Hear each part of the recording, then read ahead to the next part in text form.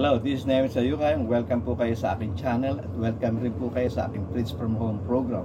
At sa pagkakataong ito na po yung last chapter ng ating pong pag-aaral dito po sa serye na ating tinatalutod, The Gospel of Jesus Christ according to John. At dito ay sasagutin natin yung tanong, bakit sa Gospel of John ay walang I will build my church? Tara na po at ating pong panoorin.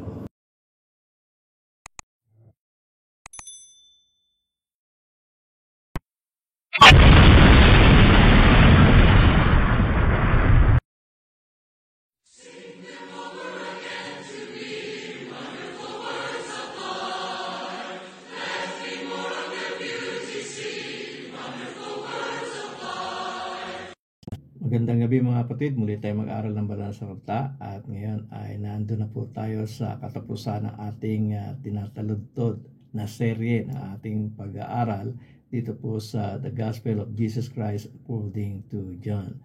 At kung papansin po ninyo, dito po sa chart na inyong makikita, ito pong ebanghelyong ito na isinulat ni Juan, no, kasaysayan ng ating Panginoong Kristo, sinimulan niya po doon sa pagpapakilala sa ating Panginoong Hesus bilang salita. No? Ang sabi nga doon ay, nang pasimula siya ang salita at ang salita ay kasama ng Diyos at ang salita ay Diyos. At sa verse 14 ng chapter 1 ay ipinakilala ni Juan na itong salita kanyang binabanggit, ito yung anak ng Diyos na ito ay nagkatawang tao. At alam natin na ito ang ating Panginoong Jesus. At sa chapter 2 hanggang sa chapter 13, ipinakita ni Juan yung mga miracles na ginawa ng ating Panginoong Kristo. Pero ito ay piling-piling mga miracles sapagkat ito ay 7 lamang na mga tanda na kanyang inipon at ibinanggit dito po sa kanyang aklat upang patunayan na si Jesus nga ang Kristo, ang anak ng Diyos. At pagkatapos noon, sa bandang huli na ng kanyang sulat o kanyang aklat, ay binanggit niya na nga yung kamatayan, pagkalibing at muling pagkabuhay ng ating Panginoong Kristo. Ito po ay mula chapter 1 hanggang 21, pero mapapansin po natin, wala pong banggit dito si Juan tungkol doon sa pangako ng ating Panginoong Kristo na itatayo niya ang kanyang iglesia. Bakit kaya? Bakit kaya hindi nabanggit ni Juan yung pagtatayo o pangako ng ating Panginoong Kristo ng pagtatayo ng kanyang iglesia? Yung pong pangakong yun ay mababasa po natin doon po sa Matthew chapter 16 verse 18 ng NIV na po ang aking babasahin. Ganito po ang ating mababasa. And I tell you that you are Peter, and on this rock I will build my church, and the gates of Hades will not overcome it. So makikita natin dito po sa ating binasa, dito po natin mababasa yung pangako ng ating Panginoong Kristo tungkol sa pagtatayo niya ng kanyang iglesia. Bakit ito sinabi ng ating Panginoong Kristo? Ano ang konteksto na nakapaloob sa talatang ito? At yun nga ang ating tutunghayan. Simulan natin ang pagbasa doon po sa Matthew chapter 16 verse 13 at ganito po ang ating mababasa. When Jesus came to the region of Caesarea Philippi, he asked his disciples, "Who do people say the Son of Man is?" So nung makarating ang ating Panginoong Kristo at ang kanyang mga alagad doon sa Pilipo, sa mahirap banggitin, Caesarea ng Pilipo, ay tinanong niya yung kanyang mga alagad tungkol doon sa kanilang paglilibot-libot kung ano ang sinasabi ng mga tao. At sabi niya, "Who do people say the Son of Man is?" Yung tinutukoy niya pong Son of Man, siya po yun. Isang direktang salita, ang tinatanong niya, sino ako ayon sa mga tao? At sila ay sumagot sa ating Panginoong Kristo sa katanungan niya at ganito po ang kanilang na likom no, ng mga impormasyon tungkol sa pagpapahayag ng mga tao tungkol sa ating Panginoong Jesus. At ganito po ang ating basa dito sa Matthew chapter 16 verse 14 ng NIV. Ganito po ang ating mga basa. They replied, some say John the Baptist, others say Elijah, and still others Jeremiah or one of the prophets. So, ang kanilang mga kasagutan sa ating Panginoon Kristo sa kanyang katanungan kung sino sa palagay ng mga tao ang ating Panginoon Jesus, ang sabi nila, ang sabi ng iba, sa ikaw raw ay si John the Baptist. Ang sabi namang iba, ikaw raw ay si Elijah. Ang sabi ng iba, ikaw ay si Jeremiah o isa sa mga propeta. Sa mga tuwid, ang palagay lamang ng mga tao nung ang ating Panginoong Kristo sa kanyang personal ministry na nabuhay siya dito sa mundo ay isang pangkaraniwang tao na sinugo ng Diyos upang mangaral ng Ebanghelyo. Isang pangkaraniwang propeta lamang. No, kagaya ni Juan, kagaya ni Elijah, kagaya ni Jeremiah o iba pang mga propeta. Pero ang ating Panginoong Kristo ay nagtanong rin sa kanyang mga alagad at ganito ang kanyang katanungan sa Matthew chapter 16 verse 15 and NIV ang ating babasahin. Ganito po ang ating mabasa. But what about you? No, ano naman kayo sa inyong palagay? No, sabi niya, but what about you? He asked, who do you say I am? O kayo naman ang aking tatanungin. Ano sa palagay nyo kung sino ako? Ano ang paniniwala niya tungkol sa akin? Yan ang katanungan ng ating Panginoon Kristo. At sa pagkakataong ito, si Simon Pedro na po ang sumagot ng katanungang itinatanong ng ating Panginoon Kristo sa kanila. At yun ang mabasa natin dito sa Matthew chapter 16 verse 16 sa NIV. Ganito po ang ating mabasa. Simon Peter answered, you are the Messiah, the Son of God, or the Son of the living God. So sa ibang salin sabi, you are the Christ, the Son of the living God. So sa pagkakaturan ni Pedro sa ating Panginoong Kristo na siya nga ang Kristo, ang anak ng Diyos na buhay, ganito naman ang isinagot ng ating Panginoong Kristo kay Simon. Ang sabi niya ay ganito, sa verse 17, Jesus replied, blessed are you, Simon, son of Jonah, for this was not revealed to you by flesh and blood, but by my Father in heaven. So, mapalad ka, Simon Barjona, sapagkat hindi naman to in-reveal sa iyo ng flesh and blood. Yung tinutukoy niyang flesh and blood ay mga tao. No, hindi mo ito nakuha, yung impormasyong ito, itong katotohanan ito. Hindi ito itinuro sa iyo ng tao. Hindi ito itinuro sa iyo ng mga Parisiyo. Hindi ito itinuro sa iyo ng mga Sadusyo o iba pa mga pangkating pangreliyon ng panahon nila. Hindi ito itinuro ng tao sa iyo, kundi ng aking Ama na nasa langit. So yung katotohanan ito, ano yung katotohanan yon?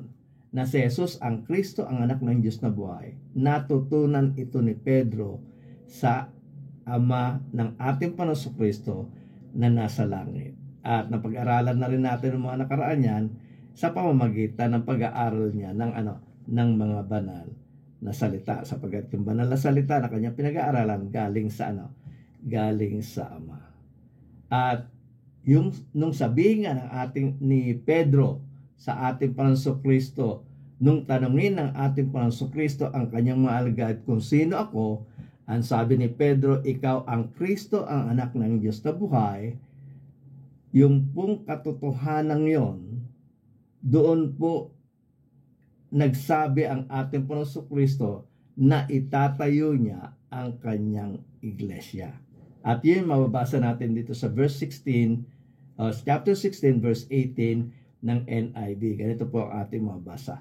And I tell you that you are Peter, and on this rock I will build my church, and the gates of Hades will not overcome it. So, sabi ni Pedro, ikaw ang Kristo, ang anak ng Diyos na buhay. At sa pagkakasabing yon ni Pedro na ikaw ang Kristo, ang anak ng Diyos na buhay, ang sabi naman ng ating Panginoon Kristo, sa pamamagitan ng katotohanan ito na ako nga ang Kristo, ang anak ng Diyos na buhay, itatayo ko ang aking iglesia. Sa pangatuwid, maitatayo ang iglesia doon po sa pundasyon, doon po sa katotohanan na si Jesus ang Kristo, ang anak ng Diyos na buhay. Kung si Jesus, hindi siya ang Kristo, ang anak ng Diyos na buhay, hindi maitatayo ang iglesia. Na walang church na maitatayo kung walang Jesus na siya na nga ang Kristo, ang anak ng Diyos na buhay. Kung si Jesus hindi siya ang Kristo, wala siyang karapatan para maitayo niya ang kanyang iglesia. Sa pangatuwid, ang pagtatayo ng iglesia ay nakabase dun sa katotohanan na si Jesus ang Kristo, ang anak ng Diyos na buhay. So yun po yung context noon. Kaya nga doon po sa 21, sa Matthew chapter 16, 21, para mapatunayan ng ating Panginoong Jesus, para lalong mapatatag yung katotohanan na sinasampalatayanan ng kanyang mga alagad na siya na nga ang Kristo, ang anak ng Diyos na buhay. Ayon po kasi sa Old Testament, ang Kristo pong darating ay mamamatay, ililibing, at muling mabubuhay. Kaya nga, nung sinabi niyang, upon this rock I will build my church, sa 21, ganito po ang ating mababasa, from that time on, Jesus began to explain to his disciples that he must go to Jerusalem and suffer many things at the hands of the elders, the chief priests, and the teachers of the law, and that he must be killed, and on the third day be raised to life. So sabi ni Pedro, ikaw ang Kristo, ang anak ng Diyos na buhay. Ang sabi ng ating Panginoon Kristo, patutunayan ko yan, na ako nga ang Kristo, ang anak ng Diyos na buhay. Ako'y pupunta sa Jerusalem, pahihirapan ako doon ng mga religious leaders, ako'y mamamatay, pero ako'y muling mabubuhay sa ikatlong araw. So, makikita natin dito po sa ating tinignan na pinag-aralan, binasa na konteksto nito Matthew chapter 16 verse 18 na kung saan mababasa natin, upon this rock I will build my church. Ang konteksto po dito, ang pinatatatag po ditong pananampalataya ay yung mapaniwala ang mga tao na si Jesus nga ang Kristo, ang anak ng Diyos na buhay. Doon lamang sinabi ng ating Panginoong Kristo na itatayo ko ang aking iglesia. Sa mga tuwid, mahalaga po yung maipangaral na si Jesus ang Kristo, ang anak ng Diyos na buhay, sapagat ito po yung nagiging pundasyon para magkaroon ng iglesia ng ating Panginoon sa Kristo, para matatag ang iglesia ng ating Panginoon Kristo. Sapagat yun po yung pundasyon. Ang sabi niya, upon this rock, I will build my church. Kaya nga, doon po sa John chapter 21 verse 25, ito pong pinag-aaralan nating aklat. At ito po yung conclusion na nung aklat. Ang sabi nga po dito ay ganito, Jesus did many other things as well. Napakarami pong miracles na ginawa ng ating Panginoong Jesus.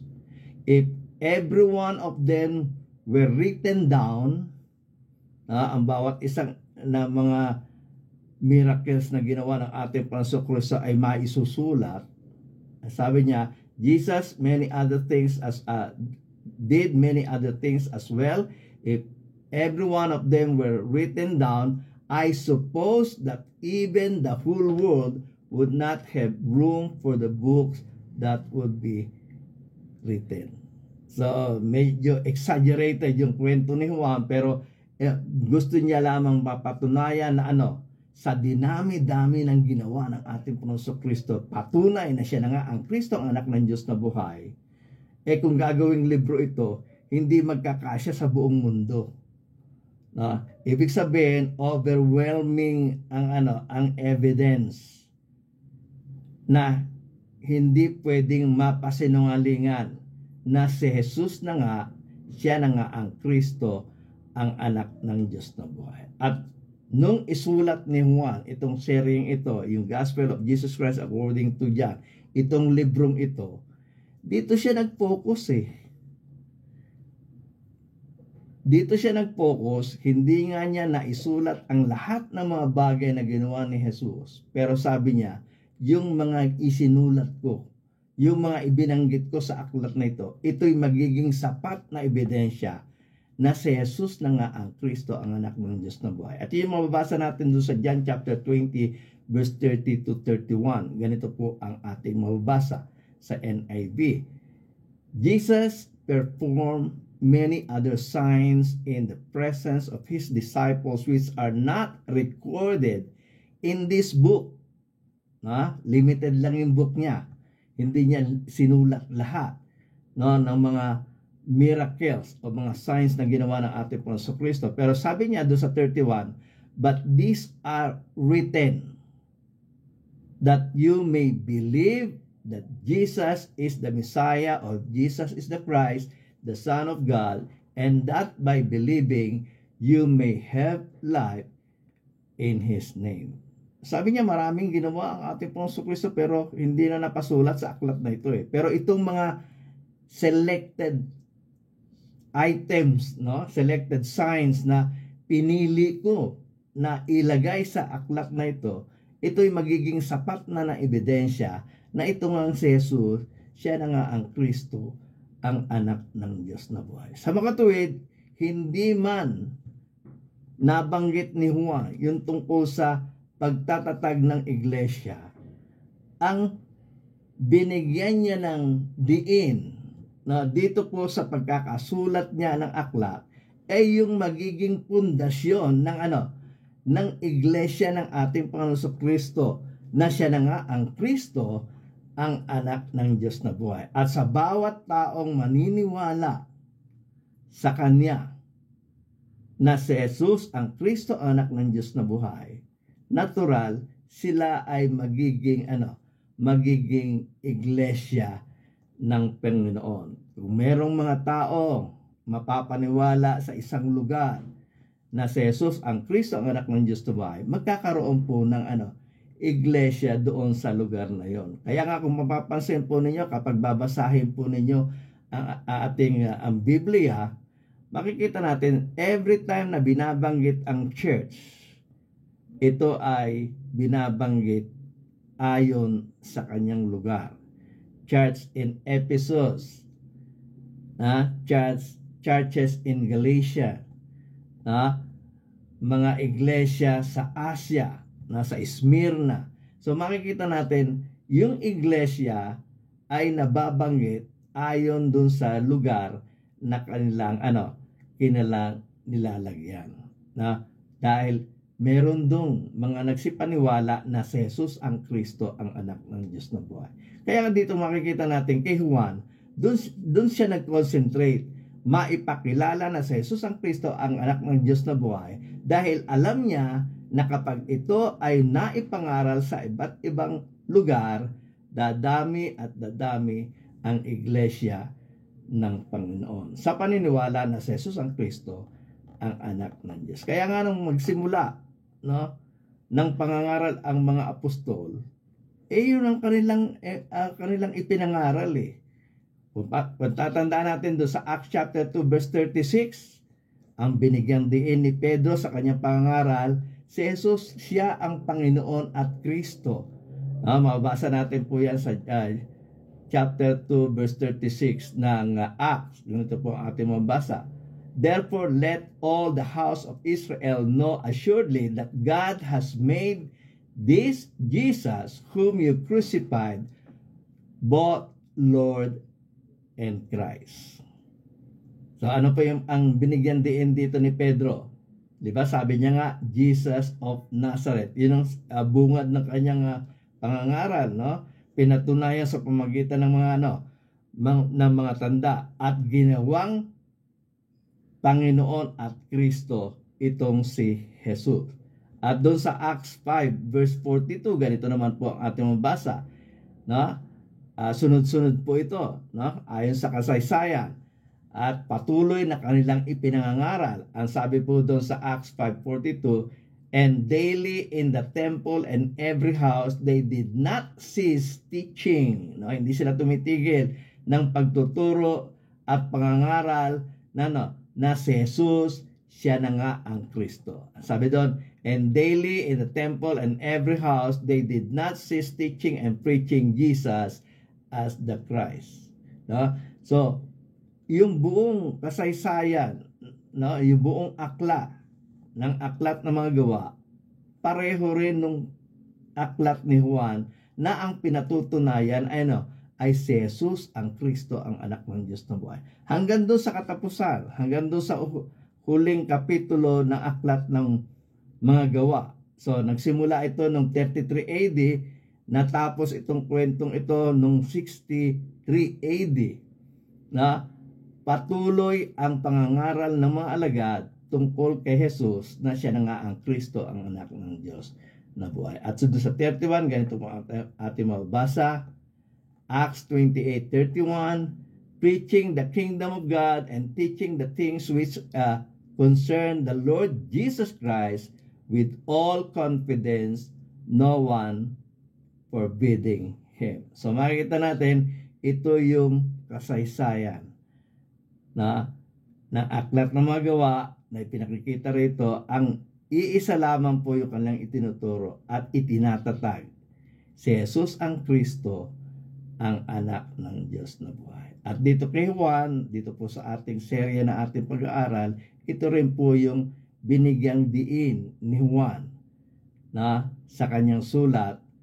Sabi niya nga, ang lahat na ito ay lahat ng babasa ng aklat na ito mapapatunayan na si Jesus ang Kristo, ang anak ng Diyos na buhay. At sa pagpapatuloy ng pangangaral na ito, habang merong bumabasa ng aklat na ito at patuloy na babasahin ang aklat na ito sa bawat lugar at sa bawat panahon, ang iglesia ng Panginoon ay patuloy na nalalago. Sa makatuwid, hindi man binanggit ni Juan yung tungkol sa pangako ng ating Panginoong Kristo na itatayo niya ang iglesia. Ang aklat na ito ay sapat na upang makapagpatuloy na makapagtayo ng iglesia sa iba't ibang dako. Sana po ay may natutunan kayo sa bikling panahon ng ating pagsasama-sama at sana po ay magsama-sama pa muli tayo sa mga susunod na video na akin pong gagawin. Muli, maraming salamat po. Kung nagustuhan niyo po ang video ito, sana po ay mag-subscribe kayo. At sana po ay i-ring niyo na rin po yung bell para sa ganun ay ma-notify kayo sa mga bago pang mga video na akin pong i-upload. At samahan niyo na rin po ng thumbs up. I-like niyo na rin po ang video ito. At kung gusto niyo makatulong sa pagpapalaganap ng Ebanghelyo, sana po ay i-share niyo na ito sa inyong mga kaibigan. At kung meron po kayong comment, ay inaasahan ko po na magko-comment po kayo sa comment section. At sana po ay huwag niyong kalilimutan na panoorin yung mga video na sa inyong harapan. At kung gusto niyong mag-subscribe po kayo sa pamagitan po ng pagpe-press nitong below na andito po sa aking likuran. Muli, maraming salamat po sa inyo.